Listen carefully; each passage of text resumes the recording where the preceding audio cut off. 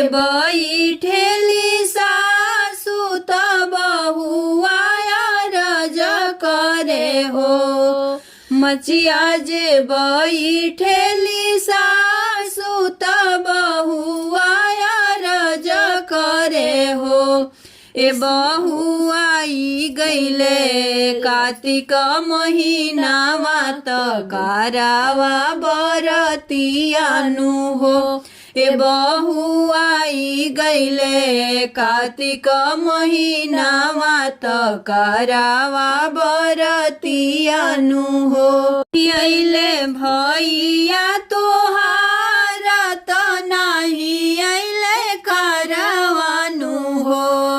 नहीं अइले भैया तोहार त नहीं अइले कारवानु हो। ए बहु कैसे करबू करवा बरतिया त माई तोहरे नहीं भेजली हो। ए बहु कैसे करबू करवा बरतिया त माई तोहरे नहीं भेजली हो। ना बचन सुनी बहुआ नए नया सिर ढारेली हो। इतना बचन सुनी बहुआ नए नया सुधारेली हो। ए सासु नैहर में नाही बाड़िया मात करवा के भेजई है नु हो। ए सासु नैहर में नाही बाड़िया मात करवा के भेजई है नु हो। नैहर में मोरे रहती त करवा हमके भेजती नु हो।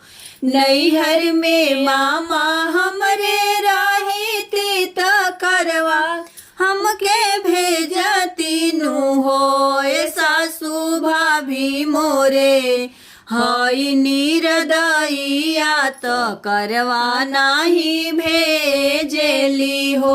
ए सासु भाभी मोरे हई निर्दयिया त रउआ नाही भेजली हो। मोरे गईले बाहरवा त हमके बिसराई दिहले हो। भैया मोरे गईले बाहरवा त हमके बिसराई दिहले हो। सासु बाबा मोरे घरवा अकेला त रउआ कैसे भेजी है नु हो। ए सासु बाबा मोरे घरवा अकेला त रउआ कैसे भेजी है नु हो। जे रहती तैहारवा तया सरा लगई तीनु हो। माई जे रहती नैहरवा तया सरा लगई तीनु हो। ए सासु माई बिना नैहर अकेला त रउआ कैसे भूखबी हो। ए सासु माई बिना नैहर अकेला त करवा कैसे भूखबी हो।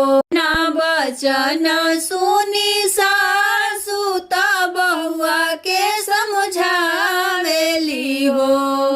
इतना बचन सुनी सासु त बहुआ के समझावेली हो। ए बहु हम हई माई तुहार करउआ हम लाई हो। ए बहु हम हई माई तुहार करउआ हम लाई हो।